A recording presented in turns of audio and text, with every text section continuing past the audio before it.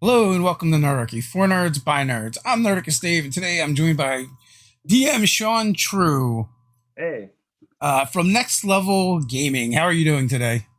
I'm doing great. How about yourself? I'm doing Good. good, man. So, Yeah. if you would just take a moment to kind of introduce yourself and give people kind of like the elevator pitch on what it is you do. Yeah, okay. So I am a professional dungeon master and I work for a company called Next Level D&D that's based out of Texas. And I run games for a variety of players weekly. So they are ranging from one shots to, year-long campaigns, kind of whatever the players really kind of want to get into. But yeah, professional dungeon master. How long have you been DMing professionally? So professionally, I'm actually about to hit the year mark, August, I believe, and I started with Next Level. I kind of started before them, kind of around the time I was like, hey, I want to do this. Obviously, the pandemic played a huge part in that. Um, I recently just graduated with my master's degree for television and film, and I was like, okay, I'm going to get into the industry, but the industry kind of shut down, and it was like, what am I going to do? Yeah. Well, I love this, and I saw people were kind of, you know, popping up here and there, and I was like, I can get into this. So let me just give it my best effort. And kind of around that time is actually very kind of serendipitous, where I met up with Drew Merritt, who's one of the founders of Next Level, and he was looking for people, and we had a conversation and hit it off, and the rest is history, as it were. So Yeah. yeah, I've been working with them pretty much the whole time. At least, like, if you decide to pursue anything in TV and film, and they look at your resume and they're like, "Oh, why haven't you done anything in a year?" And they're like, Right. "Oh, 2020." Like there's Right. nothing for you Yeah. to explain there. Yeah, yeah, and there are things like technically I'm still an employee with CBS, although they haven't really asked me to do anything in a while. Like I was a freelancer. Yeah. I'm still like technically got that title and I'm still on there, but I haven't really done anything.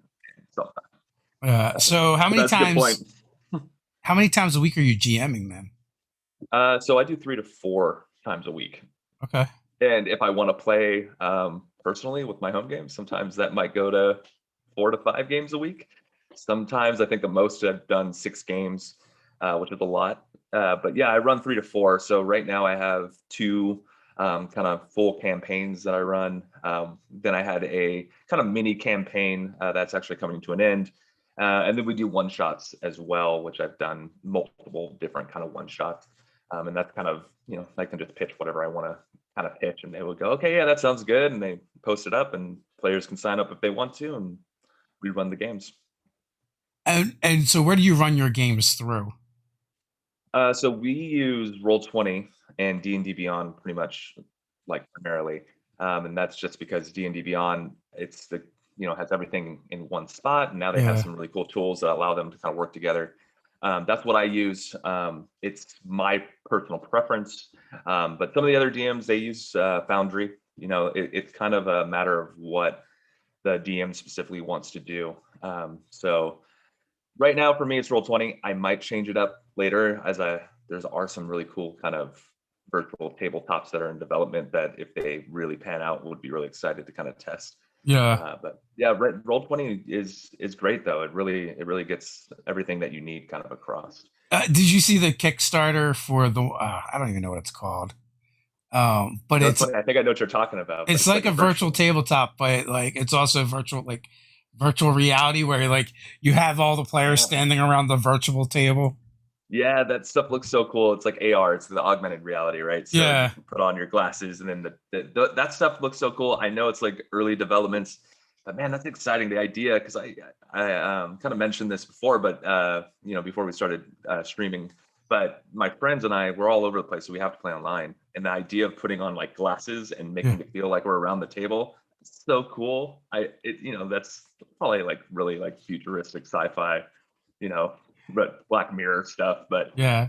it does excite me to be able to do something like that. And I love working in the digital world because it allows for me to move very quickly, to have my notes all in kind of an area. And there's times where players do something that I'm not expecting. Like, I want to turn into a wolf, and I'm like, oh, wasn't expecting that. Here's boom, you're a wolf, and they're like, Yeah. oh, cool. You know, Yeah. stuff like that's great.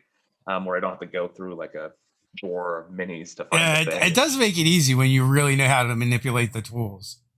I do not. I'm Yeah, such a that's completely fine. I'm just not as good as doing it live, like in person. I kind of like, hang on, let me find yeah. my stuff and all that kind of thing. But yeah, that's the one thing I like. So if those two things can get merged together, because the visual aspect, you know, again, Roll20 is great. There's a lot of map makers out there that do digital maps that are just fantastic about that 3D kind of experience. Oh yeah. Have you seen? There's a company. I think it's Interactive Dynamic Maps. Uh, Uh, yeah. I feel like there's another word in there, another adjective that I always forget. Yeah, I think I know what you're talking about though. But they But do like like, little yeah, like weather effects and things yeah, like weather that. effects, the lava glows and moves, the river Yeah. runs underneath the bridge. Yeah, those are cool. And even the, you know, like the digital screens and stuff for in-person games. Mhm. I've definitely looked into those because, again, I really like the ability to just pull up, and I have like just hundreds and hundreds of digital maps just stored up, just because I want to be ready. You know, when you're running games, you just want to be able to, and there's not a better feeling, again, when a player does something that they know you're not prepared for, and then you Uh-huh. pull something up and they're like, how did you do that? Like, how did you have that ready? And you just kind of, you know, play it off like, oh, I know, like, I know what you're going to do. Yeah. You know, the reality I'm is in I your obsess head. over it. Yeah. Yeah, exactly. I'm in your head. Exactly. So there's nothing more fun than that. So I try to be as prepared as possible to the point of obsession. So So um, professional DMing kind of led you to working with Next Level D&D, mhm. which has led you to now you're working on one of their current projects. They have a Kickstarter that's live right Yeah, now. And as always, folks, there are links in the description so you can go check those out. yeah, Um, so Grio's Guide to the Wildlands. yeah. What is your part in that, which is on Kickstarter now? It's funded. It's Mhm. closing on 50K. It's doing pretty well. Yeah. So really, Greta's Guide to the Wildlands was kind of our answer. What we found, and this kind of occurred when I believe Icewind Dale came out. So when Icewind Dale came out, our company was like, "Hey, let's get this going. We'll see if we can get some players involved. It's the new module." But what the DMs found when they were running it is they do have like a weather system in there. They have some hazards and stuff that are associated with the tundra, but there's just something lacking, you know, and there's something lacking in the books. So I think about March or so, we kind of had a meeting, and it was kind of like, hey, we're noticing this thing that these hazards aren't really developed too well, or they're not realistic necessarily. So from there, we kind of talked about this idea of having kind of a guide, like a user guide to surviving the wildlands. And you know, my role has been, you know, I was part of that original meeting. Kind of discussed what some of the things people might want to see, because I also found in my own games that I run that those are somewhat lacking as well. Not really detailed encounter specific things. But now I'm developing. So really I work on some of the encounters, you know, I pitch ideas, and then I work out the mechanical sides of it and the narrative sides of it. So I'm a part of that process. How much of it has been stuff where it's just like this thing came up in my game and here's how I handled it, and Yeah. now it's going to go in the book. Yeah, there's some of that for sure. And I know for me personally, because you know, I come from I'm probably closely associated with the improv DM. Mm-hmm. Although I prep like a fiend, you know, I am very obsessive about my world building and note taking and my NPCs. But when it comes to time to play, a lot of the stuff that I find that the players respond to is stuff I'm making up, and I'm sure a lot of DMs are the same. So for me, yeah, I kind Yeah. of go back to like, oh, I remember I when I can did tell you like a why that is, or at flood. least I have a theory why that Oh is. yeah, I would love to hear it. Well, here's the thing, right? And as DMs, we like to do all this world building, creating stuff, and Yeah, placing in the world, and you know, look at this, right? You know, for the players, and then it's like, then they decide to do something completely different, yep, and then they go off the rails. Then you have to improv and figure out what you're going to do. yeah, They yeah, like that stuff better, not because mhm, it's any better or worse than the other stuff you do. It may right, or may not be, but they yeah, like that stuff better because they prompted it. Because yep, you're actually answering and fulfilling a need that they created. Yeah. Right? Like, so when we make stuff pre-game and world build, like we hope we're creating things that have fulfilled wants and needs in the game for them, but more often than not, we're just like fulfilling our own wants and needs in the Yep. game, not necessarily the players. Sometimes they Yeah. can line up, but when you got to improv, that is 100% player inspired. So they've already bought in. They told you Yeah. they bought in. Matter of fact, they told you before you even did anything or came up with anything, this is what they wanted, and now you're giving it to them. So Yeah. it's really like a self-fulfilling wish or prophecy, and I feel like that's why that stuff goes over better more often than not. You're absolutely right. That you kind of hit the nail on the head there, and that's where the magic is, in my opinion. And as far as running the game, is the moments that are created just on the fly, and that's the beauty of it. That's why people prefer to play the game of Dungeons and Dragons as opposed to playing a video game, because in a video game you have strict rules, you have restrictions, and in D&D you can break those rules and make new ones, and it's exciting. And those are really those moments that kind of shine. And play long enough, you have them, and where everybody is just so into what's happening. You kind of create a memory just through your imagination that feels so vivid and real. But yeah, you're absolutely right. You hit the nail on the head. And I know for me, I come from a theater background, and I had a teacher that, I bring this mentality to my games. But they would always say, prepare as much as you possibly can. But when it comes time to go on and perform, you got to let it go, and then let it just, whatever happens, and trust that it's going to turn out okay. That is the difference between a good DM and a great DM, in my opinion, right? Because yes, you can be a really good DM and have all the preparation in the world, but then when the rubber hits the road, you're not willing to let it go. And all you can think about is, how do I make my players use the stuff I prepared, right? Yeah. And you're very concerned about all the stuff that you wasted and all the wasted time. Like, I think that's a hang up that keeps you from being a great GM. Because like, my role as a GM is to help the players tell the story they want to play or want to tell. Yeah. You know, like, we get to take part in it together.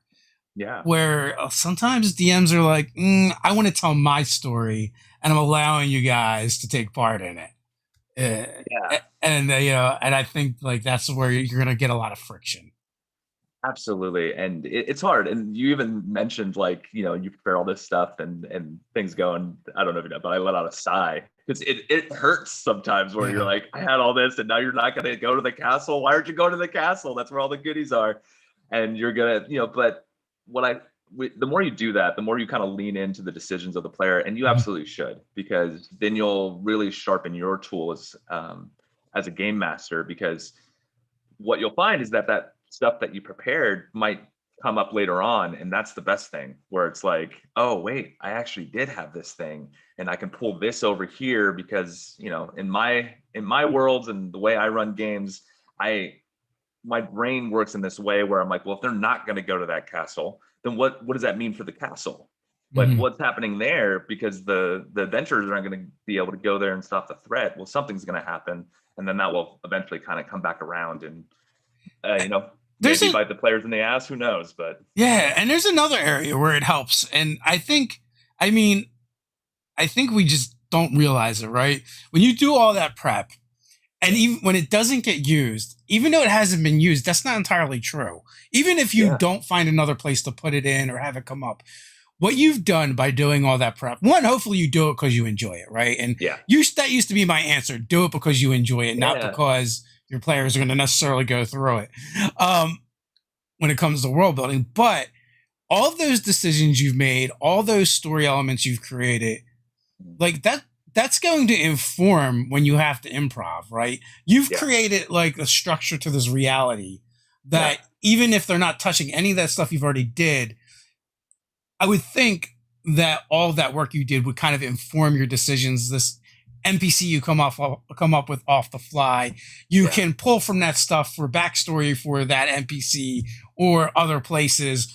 Again, even if they don't go to it, it still kind of helps to, Yeah, inform everything you come up with thereafter. You've created a structure for yourself to kind of follow. absolutely. Yeah, I used to teach improv and short form and long form, which you go over these kind of narrative points. And what you're describing is something that is a tool that you use when you're doing that.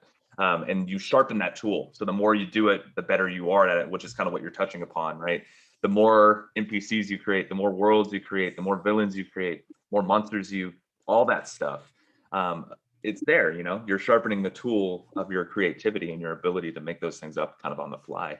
And then you can kind of get to a point where it's like it feels like you're kind of coasting, but it's easy to kind of take it for granted that, like, no, I did put all this work in. Like, it's Yeah. not like I'm just some kind of, it's like magically happening. It's like, no, I've laid this foundation to kind of build upon. But you gotta balance it. That's the beauty of running the games, is you gotta let go of or kill your babies, as they call it, right? Yeah, You got yeah. to let go of the things that you created and the plans that you had, and really enjoy the in the moment stuff. And that's the What best part, is, you know. so what's it feel like to know now you're gonna have your name in a D&D book? And we were kind of talking about this a little bit beforehand. Mhm. Yeah, that's exciting. It's something that I never really thought. I always kind of dreamed about it. I was like, man, that'd be cool to be able to do that.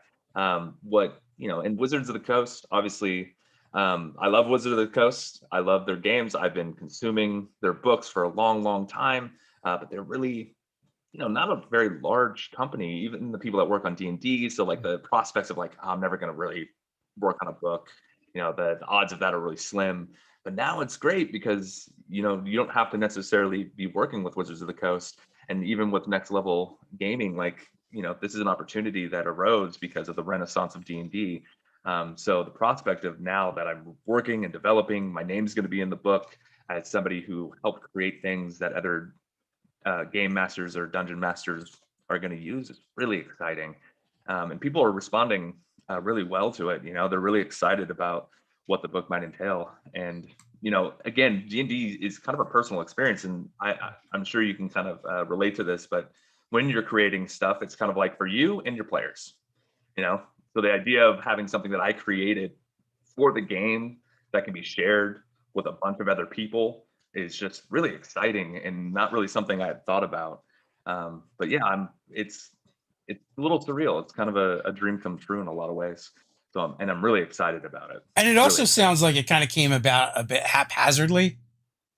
Yeah, I mean, a little bit. I mean, there's thought behind it for sure. Because Not everything that we not the do. book of the Yeah, project. I mean, sure. how you Yeah, kind of yeah. got here. Yeah, no, for sure. It wasn't like I wasn't planning on, I wasn't like, hey, I'm going to go develop a book and I'm going to make sure I'm doing it. Again, it's something I Yeah. thought about, but didn't really actively pursue. And even in this instance, I was very fortunate to be working with Next Level D&D as a dungeon master. The opportunity presented itself. And, as soon as it did, I was like, yeah, I'm on board. If whatever I can do to kind of help. But yeah, it did kind of come about in a kind of organic way. So yeah, Because it's really exciting. I think you mentioned, we were talking, like, you became a professional DM because of the pandemic, because Mhm. there really wasn't any work Right. in your field, right? So, Yeah. and so to Yeah. me, it sounded like you weren't even planning to really do that. It's just like you're like, oh, what am I going to do now? Yeah, no, it was. And it was definitely a silver lining of the pandemic. Obviously, everybody's experiencing just I mean, you were talking about that, the stir craziness of being isolated. And I was a junior editor for CBS Interactive. And really that just means I'm kind of entry level. I do the work that they give me. So Yeah. sometimes it wouldn't even be editing, it'd just be researching. But it was basically when they needed me, then, they would contact me and say, hey, we need you to do this project. And it was very, very much project basis. So I was a freelancer.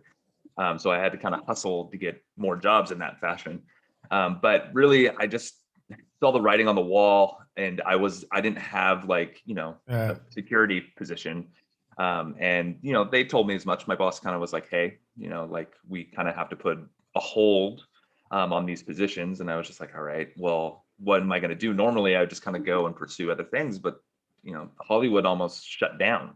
And it's already like a very kind of hard to get into industry, and unless you kind of really know people. And I was just kind of getting started. So it just kind of came about of like, what am I going to do? And I never stopped playing D&D. Even when I was doing my degree, I never stopped. It was always a part of me. I love it, and I obsess about it. Going back to that thing you said of like love the process, like I just do. I love reading the books. I love building worlds. So I really thought, hey, maybe I can try to do this. One of the big inspiring things was start playing games, which is the website you can go to connect yourself to dungeon masters and that kind of thing, which Next Level is on there. And I kind of went there and I was like, oh, this is kind of cool. They were just starting off. I spoke with one of the like owners of that Yeah. website, and he was just kind of like, hey, go talk to people and, really kind of start integrating yourself into the community, which I did. I went on Facebook, joined all these groups, started talking to people. Then Drew Merritt, the owner of Next Level, put out a thing saying, hey, we're looking for Dungeons Masters if anybody's interested. And I was like, hey, I'm totally interested. Had a conversation, hit it off. And then he was like, yep, we're going to bring you on, man. We think we really have something here and we're kind of vibing. And they hired me maybe like a week later. And I think I was running the game within a month because they had so many just players wanting to sign up. And he was I think it was him and one other DM at that point. And they couldn't really meet the demand. So they needed to bring in more people. Yeah. It worked out. Do you have advice for someone who wants to maybe get started as a professional DM? Yeah, I think absolutely. So if you're trying to get started, I think that the most important thing is to kind of understand that there is value to what you do, and this is something that you kind of deal with in the art world. Is kind of asking for like, how much should I ask for? The Mm. reality is there's a lot of work into DM. Everybody knows that, but there's also people out there that are really looking for a quality game, and it's important that you kind of understand what those things are. The biggest thing, and I know this is something we preach a lot at Next Level, is consistency. Players want to play, and they want to know that they're going to come to the game and they're going to get an experience that is worth their time. It's not any different than going to a movie. It's not any different than buying a video game, watching a television show. You're providing a service that is essentially entertainment. But the important thing is like put yourself out there, start talking to other people. You'll find that in this community, a lot of people want to help and they want to assist. So really just kind of put yourself out there and, be willing to listen. That's a big thing too, because if you're going into the professional world, it changes the dynamic a little bit because before, it's a group of friends getting together, agreeing to kind of join in on this experience, and you're a part of that, absolutely. And you still are when you're professional, but you are delivering a service to people, so the players are really at the forefront, and then you have to make it that way. And we were talking about this earlier, but that's always the case. You have to make the players decisions and things like that really have agency, even more so when you're being a professional GM. So that's the best advice I can kind of give you. Put yourself out there, kind of trust that what you're doing is of value and that people will come to you and be willing to, pay for that experience, because they want to support you ultimately. It's not really this kind of dirty thing of this exchange of money. Like, how dare you put a price tag on something that is essentially free?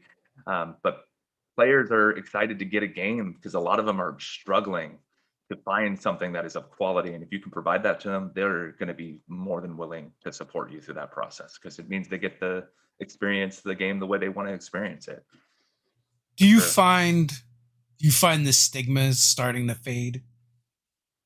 I think so. I mean, it doesn't affect me because I know what I'm doing is good. Ultimately, it's a good thing because when there's more money that's being transferred, that just means it's better for the game that everybody loves. And the business is growing. That's what it kind of means. There's a market for it. There's a need and there's a demand, and that's kind of being met somehow. But I do, I don't. The thing is, I don't really let it affect me. So if I see it, it's kind of like, or Yeah. whatever. Every once in a while, I'll kind of see something on Facebook and kind of give my 2 cents. But my approach is to be more of a, you know, sure fast in what my beliefs are, and not really let that affect me. Because most of the time, the people that are upset or complain about Dungeons Masters getting paid are people that already have games that they can play in. Like Yeah. they already have the thing that people want. Not everybody has that. I play with people from all around the world. I obviously across the United States, ranging from like Michigan, Arizona, California, Texas, Oklahoma, New Jersey. But I've also played with people in Germany, in Australia, in Ireland. Like these people will never play together otherwise, and they're happy to, again, pay for that experience. And not only that, but they're meeting people that they would never meet before. And then they're sharing in this experience that we all love, right? There's nothing that really brings people together like Dungeons and Dragons and playing these tabletop role-playing games. And now people that, you know, otherwise wouldn't be friends are becoming friends and creating bonds. And that's really a beautiful thing. Yeah, I mean it's definitely, an experience like no other. The friends that you make from it. Do you find it gets weird after a while? Like I can say, because we have like a Patreon, and it's always, and we do coaching sessions on the higher end of things, right? And Nice, yeah. and it gets weird when someone I know then becomes kind of like a fan of what we do, and then like we'll, back at that higher level, and then it just feels really weird that they're paying to hang out with me. Right, yeah. And I kind of already like knew them, but at the same time, like I know why they did it. They did it because they want to support what we do, Right. and which we really appreciate it. But it also still feels really weird. Yeah, and there's some of that where, again, you bond with people and you're like, man, you become close with people. There is a certain point where I kind of have to remind myself, like, this is a service that I'm providing. But I Yeah. haven't quite had the experience that you're just talking about, where it's like someone I kind of really know that's coming in. That is a little weird. There is a little bit of a weirdness to it, but again, at the end of the day, you just gotta have to remind yourself. I don't say like, oh, they're paying me money. I'm like, they're supporting me because they like what I'm doing, and that's a different thing, So it's kind of like give yourself the credit and kind of allow yourself to be like gracious about the support that you're receiving from people that you know. That's a great thing though. Like I haven't necessarily had friends and stuff, because again, the friends that I play D&D with have been getting my game mastering experience for a long time now for free. They're like, screw you, I'm not paying you, Sean. Yeah. I mean, but again, they're kind of in that category of like, Yeah. I already got it. But the truth is I've always had control over the games. Like we only play when I decide we want to play, oh no. Oh, we got a little hiccup there. But yeah, it's really, I haven't had that experience necessarily that you're describing, but I can see how that would be a little strange. But again, I come from the world of entertainment, so that already kind of exists to a degree where you have friends, and then those friends at one point are just people that you're kind of making films with, kind of free time kind of thing, and then all of a sudden you're working together on a different project. So that's kind of understood, where it's like, no, hey, look at this, we're doing this thing together. Also, like the funny thing about paid DMing, because we've been doing this, I think, like 7 years now. Yeah. And so we've been kind of really ingrained in the internet culture for gaming. And so this topic is always rears its head and seems to come in like waves. And the funny thing is, like, there's always a bunch of people that are like, I would never pay to play in a game. Right. And I'm kind of like, well, that's fine. You can just shut up and let the rest of the people do what they want to do. Yeah. But then, like, you find out, like, oh, they would pay to be in a game with Chris Perkins or, Matt Mercer or whoever their person is. Yeah. So really, it's not that they wouldn't. They kind of like disprove themselves, and it's just the internet's just a weird place. It's like it is a weird place, and you can use it. You have to learn kind of how to use it to your advantage. You know what I mean? Where you can't just take it all at face value, because people just kind of tend to go on there to vent about something. Like they project their own whatever. And here's the thing: the truth is that there are bad dungeon masters. There are bad. And there are bad experiences that people have as well. And this is also in the professional realm too, which again, it's really important that you really decide the kind of dungeon master that you want to be if you're going to go down this route, because you have to compete with every bad DM that people have had. And that's why it's like, well, why would I pay for that? But they don't quite understand the experience that, I provide or you provide. They don't understand that because they haven't experienced it. And and perhaps what they've experienced is something that is not that good. also, like, every industry has shitty people in it, right? Right. Like, they're like, Yeah. like, Mhm. we had a company come out and install a security system, and they did a really bad job, Right. and Yeah. like, so I stopped paying the bill. I'm like, you know what? I'm not getting the service I provided for. Like, the Right. sensor on my front door just vanished. I'm like, Right. my front door like is not protected anymore. Like, we had to replace the sensor, and Yeah. like, the company tried to resell me the sensor. I'm like, no, I'm not doing that. So when one of the collections agency calls, and I said, look, the guy that came and did it, he left a mess after he did the job, and then within 6 weeks we weren't getting the full service anymore. No, I'm not paying for that.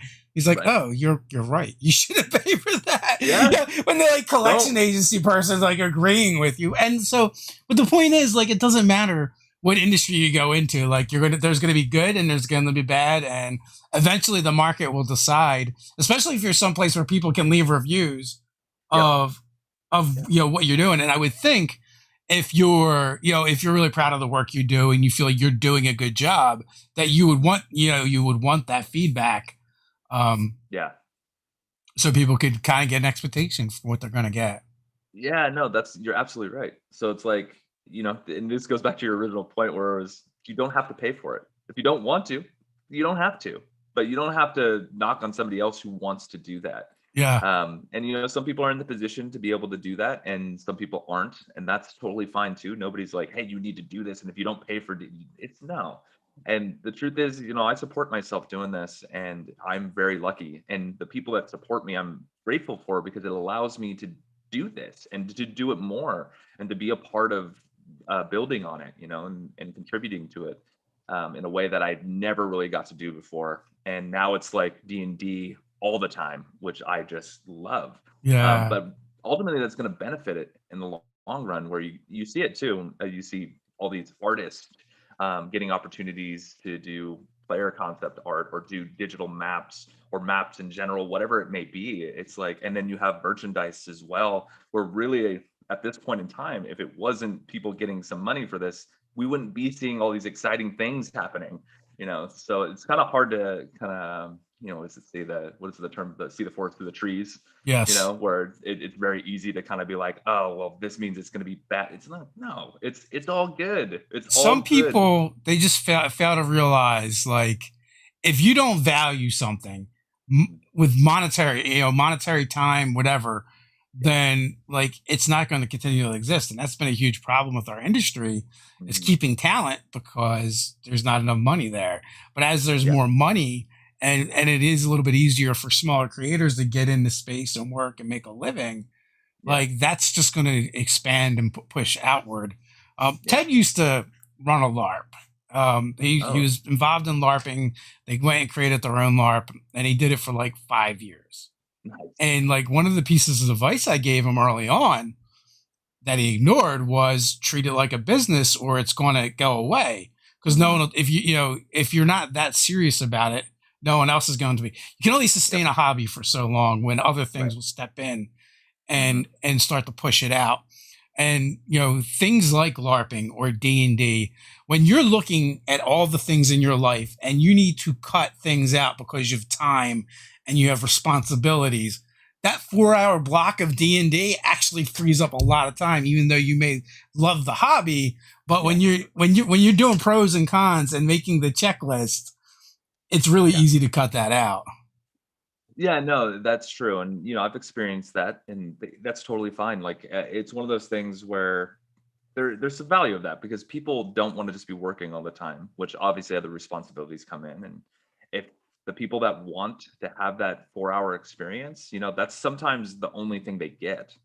That 4 hours out of the week is the time that is theirs, and they want to spend it playing the game. And that's great. That's how I am. I love this. I love it. But it's not for everyone. And the truth is, it doesn't have to be. And it's always something that I figure is going to be around. But yeah, you're absolutely right that it is a little time consuming, especially when you look at it in those kind of pros and cons of like, hey, I have these 4 hours that I have to kind of. Yeah, you start adding a spouse and kids and a full time job, and Right. you have kids, and now they're like in little league or doing Yeah. plays at school or whatever. Yeah. Like, forget about it. Yeah, I know it does become hard, and we all know as dungeon masters how difficult it can be to schedule a game because of those reasons that you're describing. What's really nice about the professional realm and what we do again at next level is that that consistency. So it's like if you're going to put aside those 4 hours, we're going to make sure those 4 hours are full of everything that you really need it to be. Because we also know that the game can be very rejuvenating. It can really be cathartic and help you kind of get through the week. One of my games is on Monday, and everybody makes a joke about like, "What? I'm so excited that it's Monday." Like Yeah. I'm never excited that it's Monday, but Yeah. I'm excited because tonight I get to play for 4 hours this game, and I really get to kind of escape a little bit from those responsibilities and those duties. But no, at the same time, life happens. That's just how life is, and this is something that we're privileged to get to do. That's ultimately at the end of the day, that's what it is. And I think I understand that, but I also understand that some responsibilities need to be taken. And if you have a family, a lot of our customers are, family people. They do have families, but again, it is the moment that they kind of get to have time to themselves. But just like you're saying, those baseball games and those plays and things that takes you away, and somehow most of them find a way to work it out, but sometimes they have to say, "Hey, I gotta." Some of my players actually just stop. They in the middle of the game, they're like, "Hey, message me. I gotta go pick up my wife," and then Yeah. they leave and they try to come back, seamlessly. But yeah, But at the end of the day, it's a hobby. and I bring that up because my point is like in the instance where like Ted was running the LARP, like had people had a monetary reason to do it, they value it more, right? Yeah, It becomes harder for you to stop doing that thing. And D&D and RPGs have all these cottage industries that have now popped up around them. yeah, And so as something becomes more valuable to the economy and people's livelihoods, it becomes more viable for everyone. yeah. They're looking at it completely different, and everybody's looking at it a little different now too. Obviously, we touched upon the success of Critical Role. Obviously, YouTube channels just like your own, and all these different things that have kind of come about that kind of in a lot of ways paved the way though. But they've exposed people to the game like it's never been before. But I bring up Critical Role. They have their Kickstarter. They're having their animated series coming out, which I know in the entertainment industry, everybody was just like, "Whoa, like what happened here?" Yeah, yeah. And And they shopped that around, I believe, yep, before they they went did. to Kickstarter. And Yep, now all of a sudden people are interested because you know yeah, what? There's a pile of money sitting behind it. yeah. Now they have an Amazon deal Yeah, and I yeah. guarantee Amazon was like, "What? An Jeff animated show didn't about give a D&D?" flying fig before $11 million. Right. Yeah, absolutely. So Yeah, it's one of those things. It's showing that people want this. They want more of it. And yeah. I've done different presentations and stuff on this specifically about what people want. Quibi.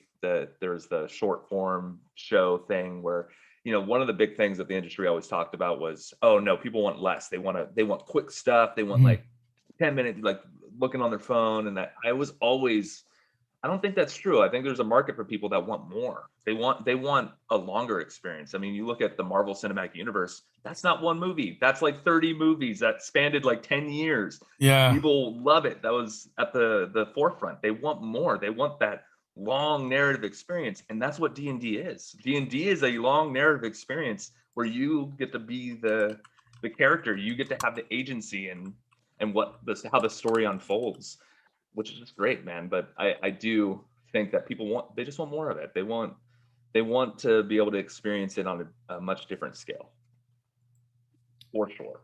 So, Twisted Tentacle In, I currently play in paid game, and it's one of my favorite campaigns. Also, a fellow content creator. So, like, there's a reason to do this, and everyone has their own reasons for it. But I know as a content creator, as our channel grew, it got easier and easier for us to find players and get involved in games. So that is someone probably has it a little bit easier than maybe others, and they see the value and they pay for games. Yeah. um So there's something to it, and you might have to try out a couple GMs to find the right one for Yeah. you. Brian Smith has a question. What Sure. prep elements are crucial for a one shot? Pre-made characters, unique backgrounds. Oh yeah, that's a great question. So for one shot, as far as the DM side goes, Yeah, I think the important thing is a story hook, obviously. So you do need something that the players are going to head towards. So I know for me, when I'm prepping a one shot, it's really about, well, what's the end game? Like this is like basic story structure, obviously. So at the beginning, you're obviously going to have the players that are going to be in the world, and they're going to be living their normal lives, whatever that may be. The players can build their backstories however they see fit, but then something's going to happen, right? And that thing that's going to happen is going to lead to this climax, which is usually a battle of some kind, right? You're going to fight a big monster. Could be a mystery that you're unraveling. But the important thing for that is really understanding that it doesn't have to be any more complicated than what I just said. It's like, this is the end game. We're going to fight a necromancer. Okay. This is where we're going to start. We're going to start in the tavern. What's going to happen? Zombies show up. So that concept there, but the in between, that's going to be filled in by the players, So you want to have locations, you want to have all those things.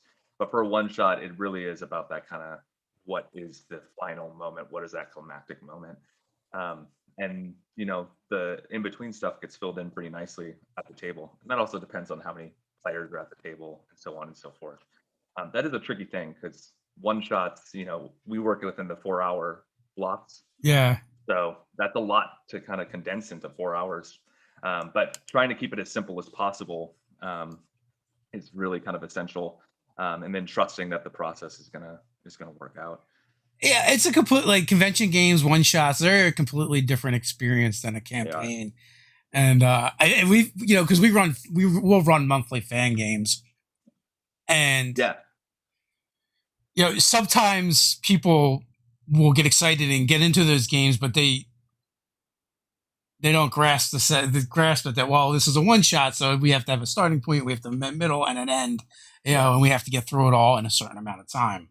Yeah. And like my favorite is like Ted had ran an adventure for the fans, and it was like a 10th level game. He's like, whatever equipment you want, just put it on your sheet, right? Your 10th level, you have Yeah. it.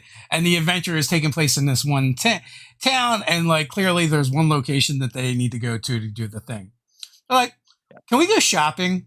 Can we go to the tavern? And like they spent like 3 or 4 hours doing everything but the adventure. Yeah.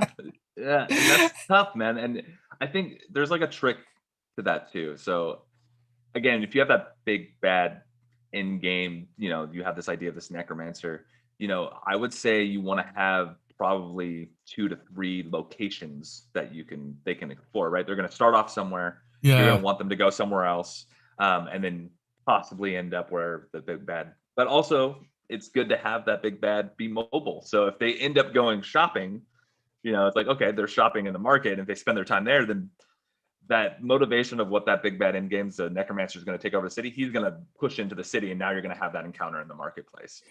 So it's really kind of finding that moment, that opportunity, so that they can kind of ease in. And again, it goes back to what we were saying before: it's okay that you prep this thing, but let it go and go with what the players are doing, and then allow that kind of to happen organically. For one shots, I try and make it as clear and well defined as possible, and if ever possible, lock them into wherever they need to be.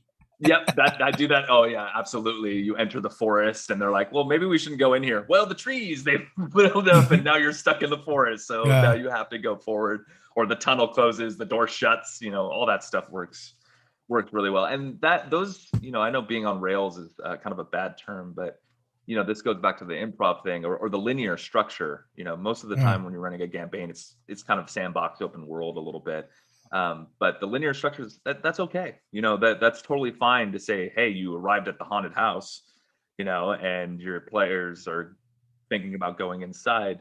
Ultimately, the player will try to go inside the haunted house. I don't know if it's very clear about, hey, this is a one shot, this is what we're doing, this is what the game's about. That should be yeah. understood from the players, and they shouldn't be like, I don't want to go to the haunted house, I'm going to go away. because ultimately at the end of the day, it is a collaborative experience. So, the players have bought into whatever you're doing to some degree. That's the beauty of Zoom, right? You can just boot them out of Zoom and be like, anybody else not want to go in that haunted Yeah. house? Yeah, exactly. Yeah, that's But absolutely true. well, also too, like the thing that people players have to remember too is Yeah. in the real world, things happen and you have no control of them all the Mhm. time. You know, you're just walking down the road or driving your car and a car accident happens. Maybe you're involved in it, maybe you're not. You don't get a choice in that. You have Mhm. no agency. The Yep. agency begins after the thing happens. Right. Right? What do you do now? Yep. Someone's just Absolutely. T-boned you. Yeah, and that goes back to that story structure, Yeah. right? The ordinary world, and then something happens, the inciting incident, something Yeah. happens. So you got to kind of entertain the different possibilities of when that something occurs, So, and that's a great tool, Like I said, if they're going to the market, something's going to happen at the market if they just spend their time shopping. It's not like, oh, the necromancer is going to sit there just going like, why aren't they here yet? They should have Yeah. been here like 15 minutes ago. Well, They and don't that's wait. how so we've got out of the box encounters, which is 55 like drop in ready to go encounters. And there are a lot of encounters that are like you're traveling on a boat or an airship and guess what? Goblins on bats, attack. Yeah. Or There you go. in town a hole opens up and a fire giant with Yeah. howdahs full of hobgoblins is climbing out of the hole. You know, Yeah. things like that just get things moving. Yep. Absolutely. Yeah, it's kind of one of those things. And there's a technique to listening to the players too about what they want. Like they'll kind of let you know that if your hooks or whatever aren't really what Yeah. they're into, if you do your due diligence and you really learn about the players and even at the beginning before the game starts, they'll kind of tell you what they want and they'll let you know that maybe they want to fight something or maybe they want a mystery. So you can start incorporating those things here and there. And that's a tricky thing sometimes. But sometimes they don't want to go straight to the haunted house or whatever. They want to kind of find it themselves. So One of listening to the my players is key.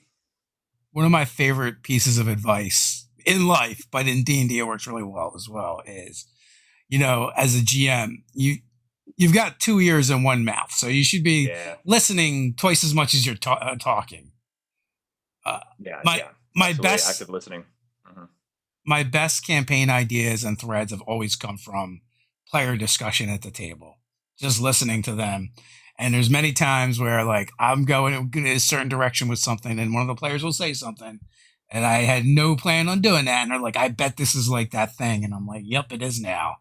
Yeah. And they love it because they're like, "Oh, I was right," all Yep. along, and it Yep. makes them feel good. Their idea Oh was yeah. better than yours anyway, Yep. and everyone at the table's having fun, and that's ultimately why we're here, right? That's a great thing too, because then they're contributing to the story. Yeah. It's not necessarily their character, right? They're actually, and they may not know. It's probably not best to be like, oh, well, I'm going to go with that. Sometimes you can say that's a good, yes, that's absolutely true. Yeah, yeah. Oh, yeah. But That those was moments are internal great. monologue. It is. Yeah, It is yeah, now. Yeah. yeah. But it is, yeah. Those that happens all the time, man. Players coming up with way better ideas than I came up with. I'm like, damn, that's good. I'm taking that. It's just, And but it's a that's the two beauty for of it. one, right? The Yeah. better idea, and then they get more buy-in, and they get to Yep. have the aha moment, and feel so smart because they guessed it, right? Exactly, and then it goes back to that same point of the players are telling you what they want. They're telling you like, "Oh, well, maybe it's this." Really, they're saying like, "Wouldn't it be cool if this was the case? Wouldn't that be awesome if Yeah. these people were that people?" And that happens all the time, man. And that's the beauty of the game is that you can go, actually, yes to that. I Yeah. say yes to what you're saying, and that makes more sense. So Garrett wants to know any tips on running unique encounters, chases, storms, fighting atop of a lightning round, etc. How do you manage all the moving parts? I love that question. What's really great about this, because in our Kickstarter starter, that's kind of something we're trying to address Yeah. in Creative's Guide to the Wildlands. It's really like how do you make hazards and things like that more dynamic. I know for me, the mechanics are important. Like it is to understand a certain structure of how that's going to operate mechanically. But really, for me, cinematic. What does it look like? One of the things that fifth edition doesn't quite have that I'm kind of sad, but fourth edition have the skill challenges, which I love the concept of a skill challenge. And to really break down what everybody's doing. So how I manage it is I try to go through all the players. So if there's, let's go for an example, they're caught in a storm on the side of a mountain. Okay, just for an example, which then begs the question of what's going on. Well, the rock's going to be slick, so they're going to have to probably climb. That's going to be difficult. They're probably not going to be able to see too well. They're going to have to deal with either cold or something like that. So you start formulating all the obstacles that are in their way. And then obviously that associates with the skill checks. So you start making the list of what skill checks they're going to need to make, right? Athletics, maybe acrobatics. They might have to do survival. They might have to do nature to figure out the terrain. So you start making those lists. But what I would do is I kind of go through and I let everybody know, much like combat, like, hey, we're going to go into this kind of skill challenge. You're now dealing with this hazard. So you got to let me know what your player's doing and how they're going to respond. And I'll give every player an opportunity and I'll kind of write it down. And then when I have that kind of list and I see what they're doing, I kind of go through in order of what characters are doing specifically. So if one character's climbing, you're describing how, you're willing yourself up the side of the mountain. You kind of slip a little bit, but you grip onto the side and you pull yourself up. You're kind of helping your friends. You're putting in the pythons so that the rope's tied together, pulling up your companions. And then you go to the next thing, which might be a nature check where you realize that you're in this specific mountain range and that at a certain point there's a plateau and you're kind of screaming to your friends that it's over in that direction, and you just start creating that narrative and really setting the tone for what's occurring in those instances. But thinking about the environment, the terrain, those are things that you want to do because there's going to be the natural obstacles that are in the way. But obviously the player agency is the big thing. So asking them what they're doing is going to be key. And then really highlighting what they're doing. Then obviously if there's a role involved and if it succeeds or fails, you heighten that as well. Yeah, the times that I've used skill challenges in fifth, usually like I've got one of two approaches, and one would be like to ask them to tell me what skill they want to use and how they're going to use it, or to just tell me like what is it you want to do, and then I can assign a skill to it for them to try and use. I feel like both of them work pretty well. It looks like we got a little bit of a freeze here. Sean, we'll see if Sean gets unstuck. The internet gods can be fickle at times. And we lost Sean. We'll see if he comes back or not. We still have like 5 minutes left or so. Also, I see Brian Smith is talking about, we did get you back. I did. Sorry, a little internet hiccup here. I don't know what happened. The internet gods are fickle. It happens. It does happen. I was like, just you're saying onto something.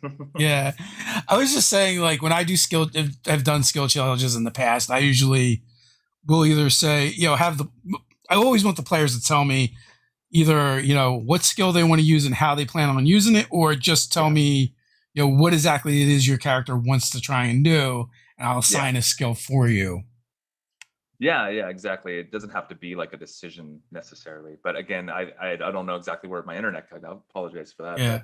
But it's about kind of highlighting what their decisions are. So it really is. And then understanding what the environment is that they're in is also very important. So those obstacles and things that if they're out in a storm or if they're out in the snow, really highlighting what those elements are doing to them and their body, right? If you're in freezing cold temperatures, then you're going to start feeling aches and get shivers and things of that nature. Face is probably going to be really numb, those kind of things. But obviously, we like dice rolls, so successes and failures need to be highlighted as well. And building tension, slowing down and really taking your time to describe what's happening can be very, very helpful. And, we all know from television and movies, what your favorite kind of scenes are. I think one of them that sticks out is Lord of the Rings, right? When they're on the mountains and they're traversing and they're trying to make their way.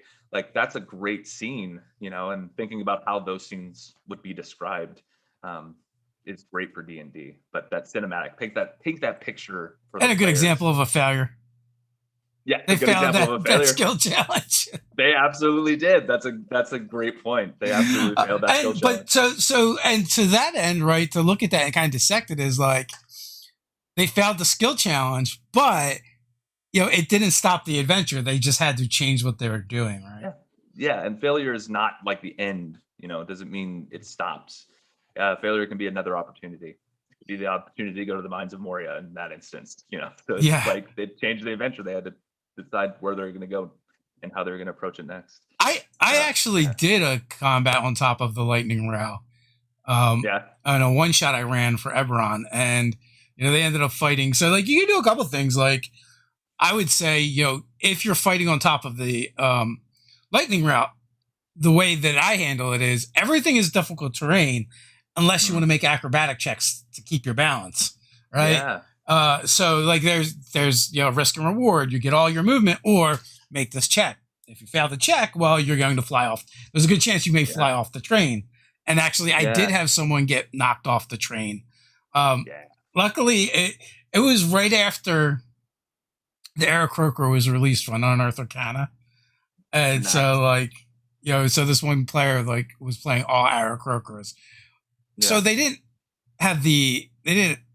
face the penalty of, getting splattered off the train, but they did get knocked out of the fight because they couldn't fly Yeah. fast enough to keep up with the train. Right.